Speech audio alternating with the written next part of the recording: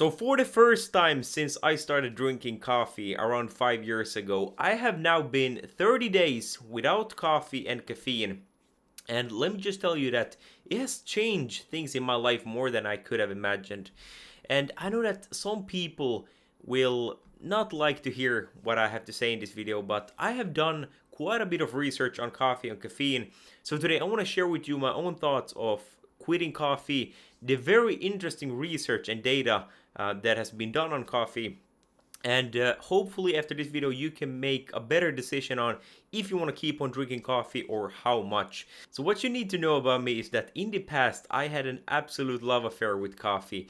I was very much addicted to coffee. I just loved the ritual, the taste, how it made me feel, and it was hard to start my day without drinking at least 2-3 cups of coffee. And even today, a cup of coffee sounds very delicious to me. You know, the whole ritual of it, you put some butter in there, you sip it through while you work or something. It sounds absolutely amazing. And although I absolutely loved the ritual of coffee, how it made me feel and how it tasted, I knew I had a problem because, at least for me, I had a very hard time just sticking to 1 or 2 cups a day.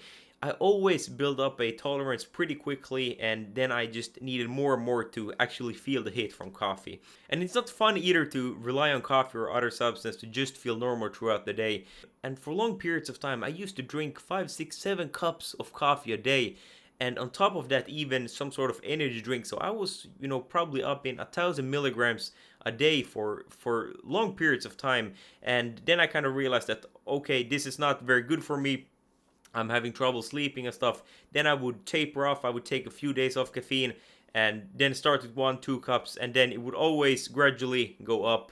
And I was just in this very vicious cycle in a way.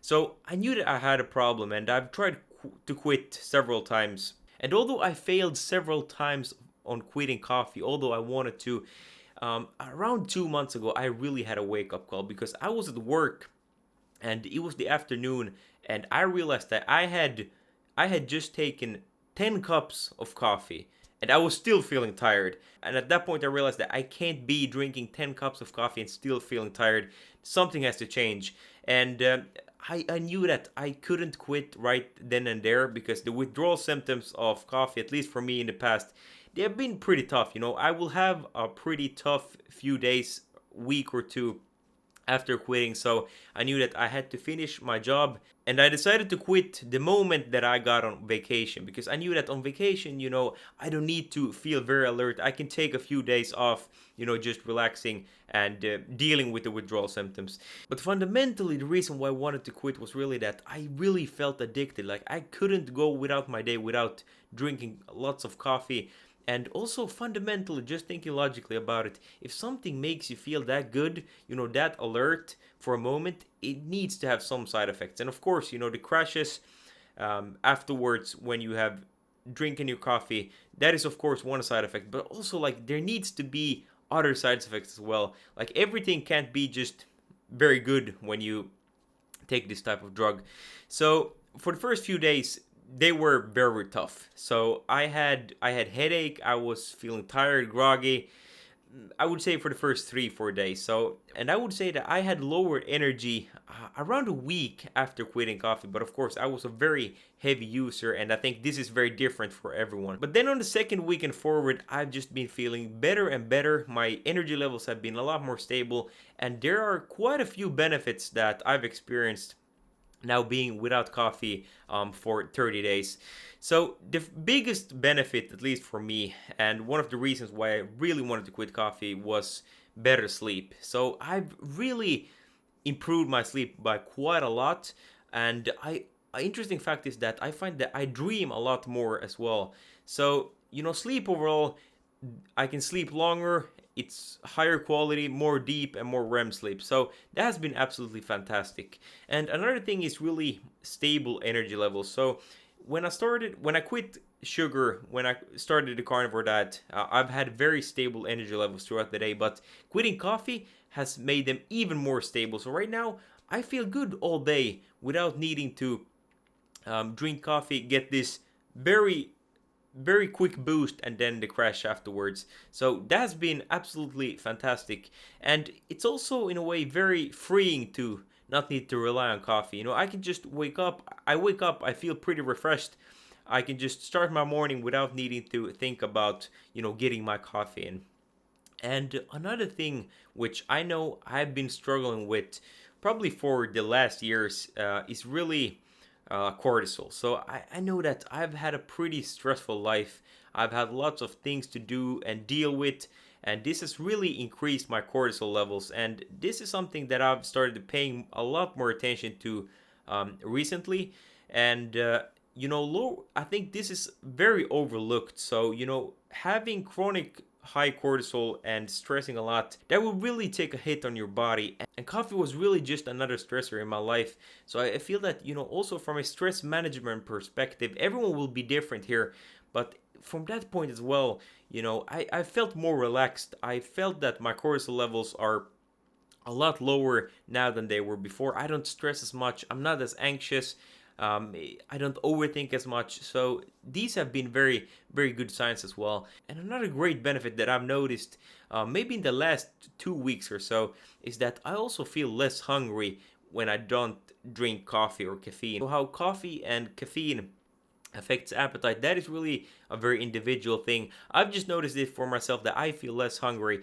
And then the last benefit that I've really noticed is better recovery. Of course, this has to do with lower cortisol levels, better sleep, but I don't feel any soreness. I can go to the gym, I can train hard, and I don't feel sore the next day. And I think this is really, when you cut out all the bullcrap, all the plants from your body, you have no toxins in you. I think this is the part where you don't feel soreness. And I've heard a lot of carnivores talk about this. They don't feel sore, and I think that this also makes a lot of sense, because like biologically it doesn't make sense that you would feel very sore and you would have a hard time moving a few days after doing some sort of workout. Like, I don't feel you should be that sore. So that has also been a very positive surprise.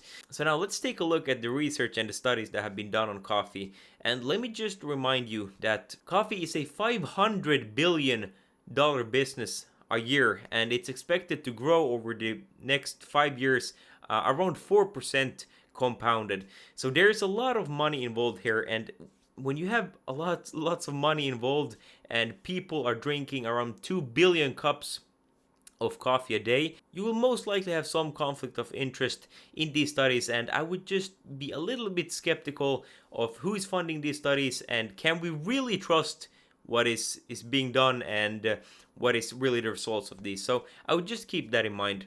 And another important fact to keep in mind, that these studies are all observational, epidemiological, meaning that they will show correlation but not necessarily a causation. So there are several studies on this, and I will link everything down in the description. But there was one from Harvard Chan School of Public Health in 2021, where the key findings were that moderate coffee consumption of 2 to 5 cups a day is associated with a lower risk of several chronic conditions, including type 2 diabetes, heart disease, and cancer. It was also showed to reduce the risk of depression. So it's basically shown that if you drink coffee in moderate amounts, it can have very good longevity and health benefits. Pretty similar results was actually a Finnish study from 2017, where they had 20,000 participants, and they found that moderate coffee consumption, here it was 3 to 4 cups a day, had a reduced risk of cardiovascular disease and overall mortality rates. And in a way, this was a pretty relevant study, because Finland is one of the highest coffee consuming nations in the world, and they followed them for quite some time. So I think that is pretty solid, but I will soon talk about few things to be a little bit skeptical about. So then there are several other studies showing basically the same conclusions of coffee, that it's good for longevity as long as you take it in moderate amounts. You also had one from BMG which showed basically the same things, but there was also some potential risks there. For some people it can cause anxiety, digestive issues, and insomnia. It's also not very good for pregnant women. So that was just some of them. And then of course you have a study from the American Journal of Clinical Nutrition in 2020, which showed that it raised the concerns about unfiltered coffee could contain compounds that will raise your LDL bad cholesterol, and that's a topic for another video. I don't think that's a very bad thing. I think that if your LDL cholesterol increases because of bad compounds, that might be bad. But just if you have high LDL cholesterol because you're eating meat, for example, or lots of eggs, that's not an issue. So I'm not too convinced about that one. But overall, I would really say that the conclusion of all of these studies, the majority says that coffee in moderate amount, it's good for longevity, but for some people it can cause problems. But here again, when we talk about longevity, there is one problem that I have with this, and that is really that, of course, it's only correlation. And what I personally wonder is that if you take studies, for example, the Finnish study where people who drink more coffee, I think it was up to 7 cups a day, live the longest. Here again, I think one of the problems here is that you really don't know that was it the coffee that made them live longer, or is it just that they're a lot better at metabolizing caffeine and coffee that makes them handle the coffee better. Because it would make sense that people who are really metabolizing coffee very well and they have a good strong liver, it would make sense that they will live longer because they have a very robust body and system. So that is really something to think about. I think it's the same thing when some people, they can live to 105 and 110 years old with smoking lots of cigarettes throughout their life. So is it that cigarettes would be good for them, or that they just somehow are immune to the negative side effects of cigarettes? I don't know, but that is maybe something to think about, because overall from what I've seen is that most people, they do pretty well when they quit coffee. And at least for me, I've had massive benefits of quitting coffee. So I think it's very individual. How well do you tolerate coffee? How fast do you metabolize caffeine? And that should really be the determinant factor of if you should consume coffee and how much if you do so.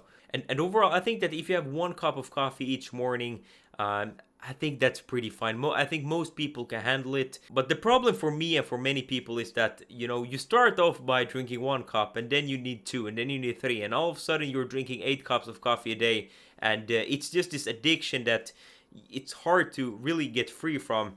And you can't feel normal if you don't get this high amount of coffee and caffeine every day. So I think that is really when we get into problems. And for anyone who's been drinking coffee for a long time, I would say it's a good idea to really try to quit it for at least 30 days. Try out a few weeks, 30 days, and see how you feel, because you don't know what is your baseline if you have been drinking this for many years. So, try to quit it for some time. It will not do you damage, at least. And after that, I would assess again, is it something you want or not? I know many people who have quit coffee for 30 days.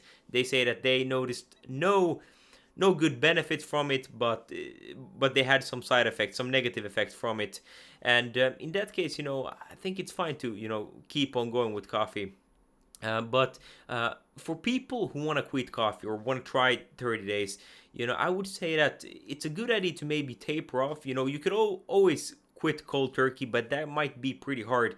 So for other people, it might make sense to try to reduce it over time, or then you switch out the coffee for something else. You could, for example, try tea, yerba mate, which is it's Argentinian, some sort of tea, I think. That is pretty good, actually. Or then you do bulletproof water. That is personally my favorite. So when I quit coffee, I did this bulletproof water, which is actually pretty nice. So you have boiled water, then you put in some butter in there.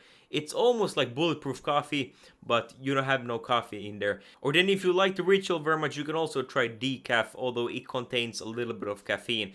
But the very interesting part here is that I think if you're now drinking coffee and you feel this surge of energy and dopamine when you take the first sips of coffee, it's really not the caffeine, because the caffeine hits in 20 minutes after ingesting coffee. What you really feel in the first moments of sipping that good coffee is really the heat that enters your body. So it will heat up your body, and that way you will feel more alert. So just by switching out coffee to a hot drink like bulletproof water or some tea, that might really be something that helps you. At least for me, I feel a lot more energized if I have a hot drink while I'm working and I sip on it.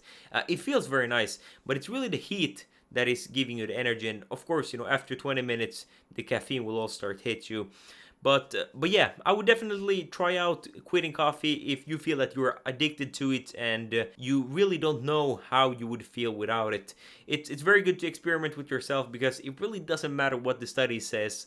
The most important thing for you is really how do you feel on it or off it. But please comment down below, what is your experience with coffee, caffeine? Have you quit it in the past? Have you noticed any good benefits? At least for me, the benefits have been quite huge. I'm not saying that I will never ever again drink coffee, but for now I will be without it. I'm doing perfectly fine. But that will be it for today. I thank you very much for watching. Please consider giving this video a thumbs up if you found it valuable. You can always subscribe if you want to see more content like this. Otherwise, enjoy this video next, or have a great rest of your day. Goodbye.